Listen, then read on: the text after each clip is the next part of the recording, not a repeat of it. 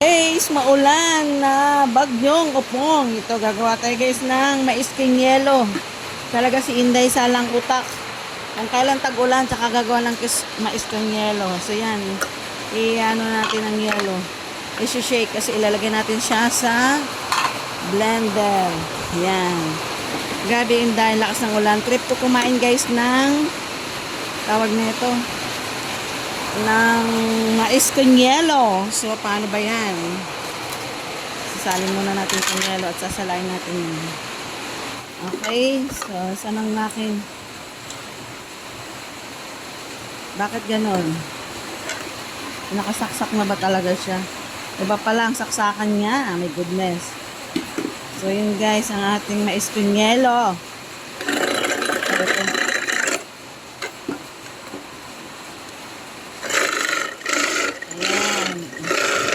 I-blend natin ang yelo para meron tayong mais king yelo.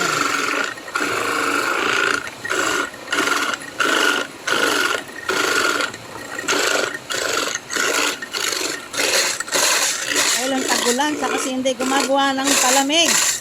Baliktad ka talaga Inday. Sasalin natin siya dito. Okay. Damihan natin. Okay.